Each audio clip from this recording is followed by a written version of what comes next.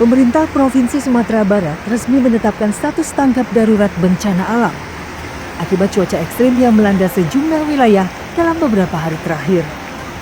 Makmur ya Allah, astagfirullah ya Allah, tolong maju kami Tuhan. Banjir setidaknya membuat 13 kabupaten kota terdampak, termasuk Padang, Padang Pariaman, Agam, dan Pasaman Barat. Allah, itu mobil hanyut. Ya Allah. Ya Allah ya Rabb. Status tanggap darurat diberlakukan selama 14 hari sampai 8 Desember 2025.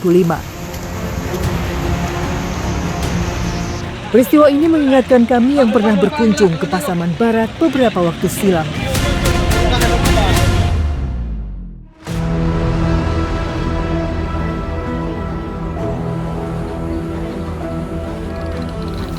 Kala itu, jembatan Tambang Padang terputus karena intensitas hujan yang tinggi. Menjadi jantung bagi sebagian besar warga, jembatan Tambang Padang menghubungkan 2 kecamatan dengan 11 dusun di dalamnya. Salah satu yang paling merasakan dampaknya tentu Nedi, yang berjualan pakaian di pasar malam. Bapak ini bawa barang jualan dari mana mau Dari kemana? Bukit Tinggi kami. Oh oke. Ya. Mau menuju ke. Mau menuju ada pasar malam di sini. Oh oke. Mau jualan di situ. Oke. Bapak sebelumnya udah tahu belum ada info jembatannya ambles? Ya ada tahu. Oh gitu.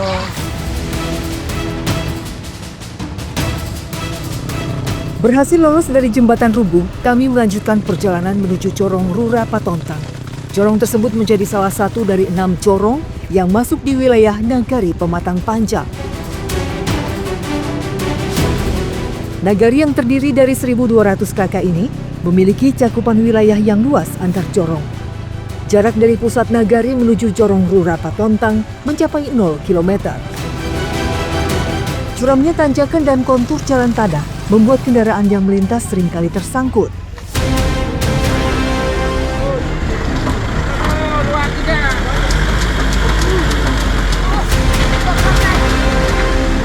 Ini ada mobil yang mau nanjak.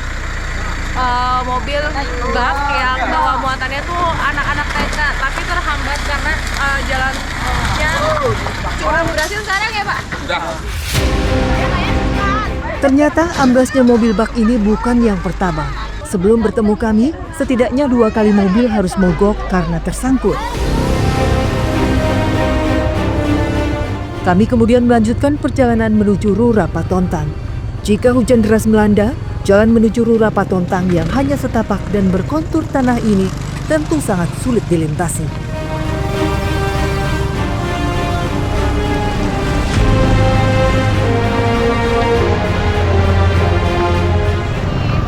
Perjalanan menuju salah satu gorong terluar di Pematang Panjang itu memang banyak banget tanjakan dan turunan yang penuh batu dan dikelilingi lereng tebing yang tinggi.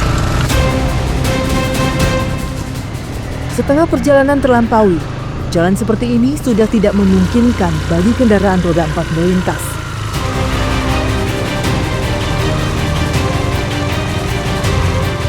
Inilah satu-satunya akses warga Corong Rura Patontang di Nagari Pematang Panjang. Usai menghabiskan kurang lebih 2,5 jam perjalanan, kami akhirnya tiba.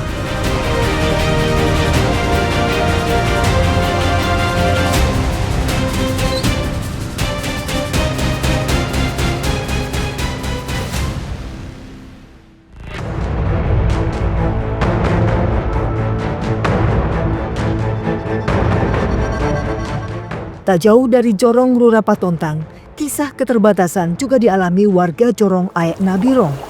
Tak tanggung-tanggung, ibu-ibu lansia yang seharusnya menikmati hari tua dengan tenang masih berjuang di tengah sungai untuk mencari emas.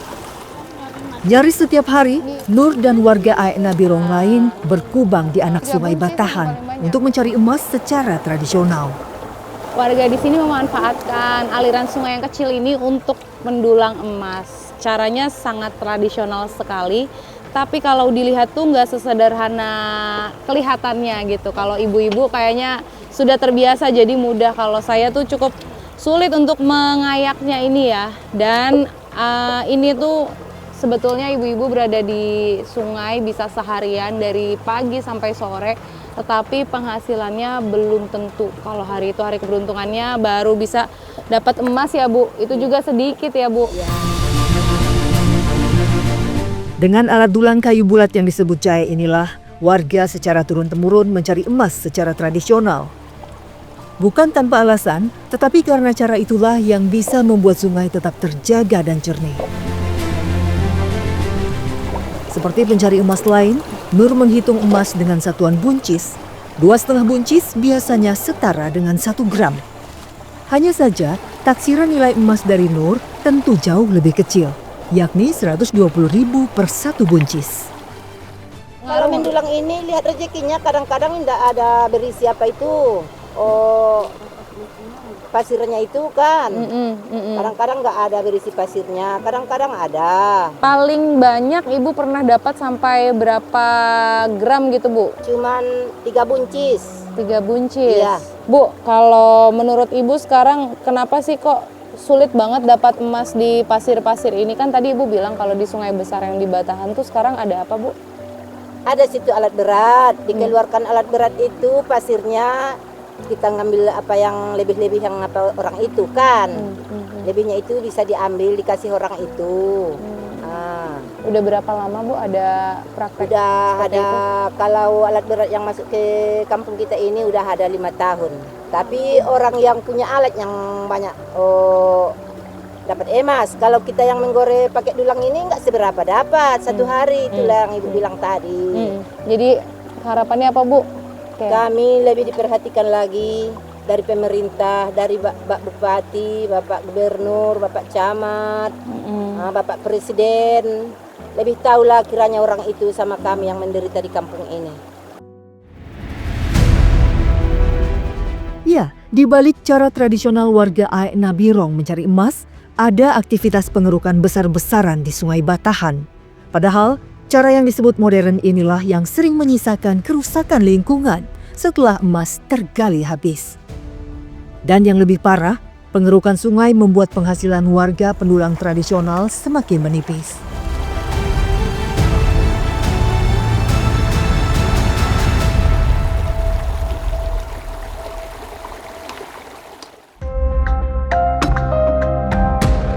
Hasil yang didapat usai seharian berada di sungai langsung dibawa menuju tengkulak setempat. Nenek 6 cucu ini mendapat Rp102.000 dari 1 buncis hasil emasnya. Nominal tersebut masih harus dibagi rata dengan saudara-saudaranya. Makasih Bang.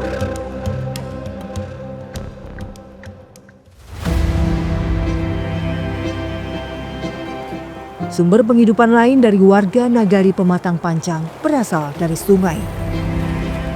Menangkap ikan di Sungai Batahan sudah menjadi aktivitas rutin yang dijalani sebagian masyarakat, seperti keluarga Pak Nyahat. Kebetulan hari ini arusnya lagi deras sekali.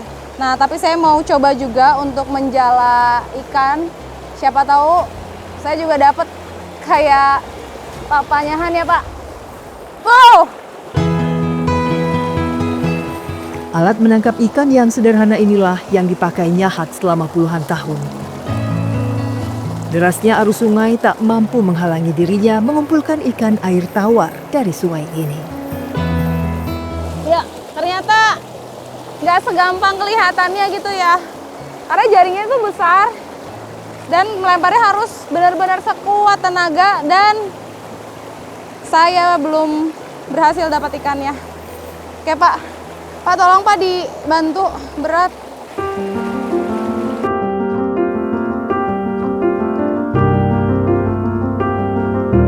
Kegiatan seperti ini dilakukan keluarga Pak Nyahat semata-mata agar bisa menikmati santapannya dengan sentuhan berbeda. Makan dengan lauk ikan seolah menjadi suatu hal yang mewah. Hasil tangkapan dari sungai langsung kami bakar, tapi diasapkan dulu. Jadi caranya tuh 2 kali. Kalau di sini khasnya diasapkan supaya keluar semua apa ya Bu ya, semacam airnya, kotorannya gitu. Tadi juga udah dibersihkan dan habis diasapkan baru akan dipanggang lagi. Tak disangka, di dalam air sungai yang terlihat keruh ini, tangkapan ikan segar masih bisa kami nikmati. Dipanggang dengan cara tradisional dan tidak dicampuri bumbu, justru menambah rasa nikmat syukur kami. Bu Farida, Ibu udah lama tinggal di sini? Udah. Oh gitu. Bu, sungai ini tuh kalau airnya meluap tuh pernah banjir nggak sih di rumah Ibu? Pernah? Kalau di rumah ibu enggak. Oh, tapi ke pemukiman, ke kampung? Dari sini. Oh gitu, pernah ya. Tapi di sini banyak juga ikan segar gini ya, Bu? Banyak ya. Jadi kalau di sini emang biasa datang ke sungai buat cari ikan? Iya Bu. Oh, Lantaran kan di sini susah nyari ikan. Kami harus ke sungai nyari ikannya. oh gitu. Hmm. Emang nggak ini Bu, nggak ada pasar gitu? Ada, cuman 1 kali 1 minggu doang. Oh gitu. Hmm. Hari tertentu Ya, ya? hari tertentu. Kalau di sini hari pasarnya itu hari Kamis. Kalau di sini nyari ikan selalu dapat atau pernah juga nggak dapat sama sekali gitu? Biasanya dapat. Gitu. Walaupun nggak banyak, tapi untuk makan kita kan udah Cukup. Oke. Nggak buat penghasilan ya Bu? Ikannya dijual gitu ke mana gitu? Nggak? Kalau ada ikannya itu dijual untuk dikonsumsi masyarakat aja. Oh tetangga gitu ya? Tetangga-tetangga. Oh gitu. Ibu punya apa namanya kepengenan apa sih Bu? Kalau kita itu kepengenan itu jalannya ini dia harus dibangun yang bagus lah biar transportasi kita itu nggak susah kan. Kalau kayak gitu kan ada ini ya Bu ya, pertumbuhan ekonomi, bisa Iya, ada pasar iya. nanti siapa tahu ya Iya. di dekat rumah Ibu.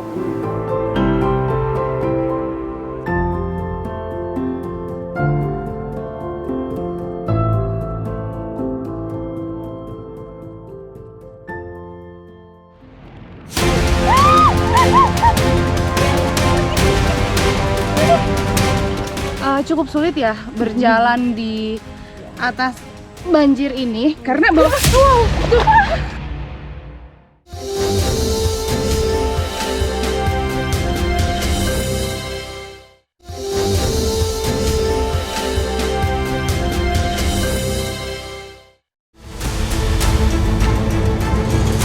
Setali 3 uang dengan akses yang sulit. Sarana pendidikan di Pematang Panjang juga punya nasib yang miris. Jarak tempuh untuk bisa tiba di sekolah berkisar 4 hingga 5 km. Kondisi seperti ini rupanya sudah menjadi makanan mereka sehari-hari.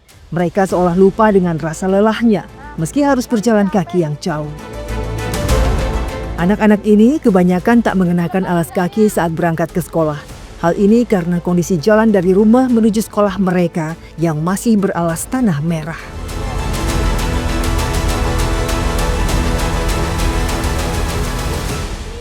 Ibra, kalau dari rumah ke sekolah itu jauh apa enggak? Jauh. Terus kalau sehari-hari kamu jalan ke sekolah, emang jalannya selalu seperti ini? Iya. Iya. Menurut Ibra jalannya tuh kayak gimana sih? Jelek. Oke. Ibra kepengen nggak jalan ke sekolah Ibra tuh bagus? Pengen Boleh disebut nggak? Ibra kepengennya apa sih? jalannya bagus. Sekolahnya dibetulin. Amat mengharukan, Ibra yang masih duduk di bangku kelas 4 SD ini hanya mengharapkan akses pendidikan yang lebih layak bagi ia dan teman-temannya. Kami kemudian melanjutkan perjalanan kembali untuk bisa tiba di sekolah. Hanya ada satu sekolah di kampung Trans Air Nabirong ini. Jadi rumahnya mereka tuh jaraknya jauh-jauh. Ada yang 2 kilo, bahkan ada yang 4 kilometer. Tapi tidak menyurutkan semangat mereka untuk tetap belajar dan datang ke sekolah.